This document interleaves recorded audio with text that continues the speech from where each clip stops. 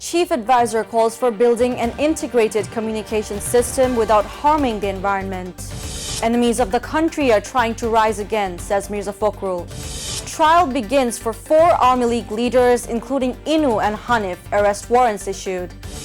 Initiative to transform small and medium enterprises into the driving force of the national economy. Asif Akbar wants to establish a world-class music school at FDC. St. Martin reopens after 9 months, tourists absent, no ships left. 35 killed in floods caused by record rainfall in Vietnam. Trump threatens military action in Nigeria. Najmul Hussain Shanto returns as test captain after resolving misunderstandings. Williamson announces T20 retirement just before the World Cup.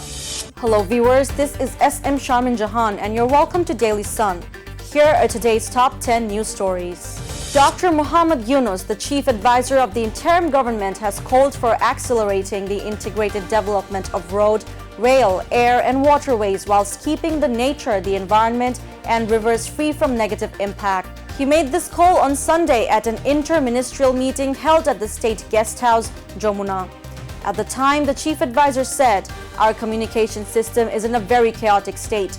If it is not brought under order quickly, the entire system will become a noose around the neck of the economy." In the current political context, when people are in extreme uncertainty and despair, exactly at that time, the enemies of the country are again trying to raise their heads. They're creating anarchy and spreading false propaganda on social media, said Mirza Fakhrul Islam Alamgir today after a discussion meeting organized at the BNP Central Office in Narpolton. He further said that the way Bangladesh used to be called a bottomless basket from the martyr President Ziaur Rahman took the country to a new horizon of possibilities. The International Crimes Tribunal has ordered the commencement of trials in 2 separate cases against 4 Army League leaders, including Hassanul Haq Inu and Mahbubul Alam Hanif, on specific charges of crimes against humanity, including the killing of 6 people in Kushtia during the July-August movement. At the same time, the tribunal has issued arrest warrants against them. The government aims to transform the small and medium enterprise SME sector into the main driving force of the national economy. To this end, the Investment Coordination Committee under the Office of the Chief Advisor has held several meetings this year. These meetings have emphasized direct participation of entrepreneurs in policymaking and the need for structural reforms.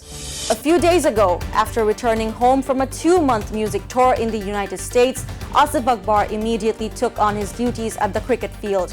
In the meantime, he revealed that he wants to establish a music school at the BFDC, Bangladesh Film Development Corporation, modeled after music schools in the United States. During his stay in the US, he visited several such schools. The popular singer expressed his desire to open a world-class music school at the new BFDC complex, as there are currently no quality international standard music schools in the country. From Saturday morning, the country's only coral island, St. Martin's, has been reopened to tourists. However, due to a lack of visitors, no passenger ships have departed for the island. Although tourists travel to St. Martin's Island had been completely suspended since February 1st, a controlled season has now been introduced from November to January. But because of the ban on overnight stays, tourists are largely refraining from traveling to the island.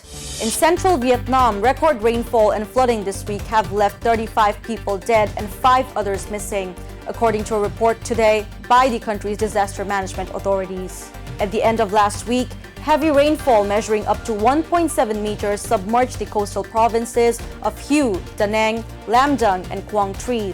Vietnam's Disaster and Water Resource Management Authority reported that about 16,500 houses and more than 40,000 poultry and livestock have been lost in the floods, while 5,300 hectares of farmland have been inundated. U.S. President Donald Trump has directed the Pentagon to be prepared for a possible military action in Nigeria in the name of protecting Christians. Trump claimed that Christians are being subjected to violence in Nigeria. He stated that the United States could enter the country to completely eliminate those responsible for these horrific atrocities. However, the Nigerian government has repeatedly denied the allegations of killings of Christians. Local reports indicate that the majority of those killed in northern Nigeria belong to the Muslim community. In June of this year, after Bangladesh lost the Test series against Sri Lanka, Najmul Hossain Shanto stepped down from the leadership of the Test format. Since then, Bangladesh has not played any Test matches. After a series of developments, Najmul has changed his decision and agreed to continue as the Test captain. In a press release, the Bangladesh Cricket Board (BCB) announced that Najmul will serve as the captain of the Test team until the end of the current cycle of the 2025 to 2027 ICC World Test Championship. Former New Zealand captain Kane Williamson has announced his retirement from international T20 cricket just 3 months before the upcoming World Cup. In a statement published on the New Zealand cricket website, Williamson explained that he made the decision to pave the way for younger players. Although stepping away from T20 internationals, the veteran batter will continue to represent New Zealand in ODIs and Test cricket. Under the leadership of New Zealand's second highest run scorer, Kane Williamson, the Black Caps played in 2 T20 World Cup finals and 2 semi-finals. That's all for today. Thank you for staying with us, and you can subscribe to our YouTube channel and follow us on Facebook. Have a good night.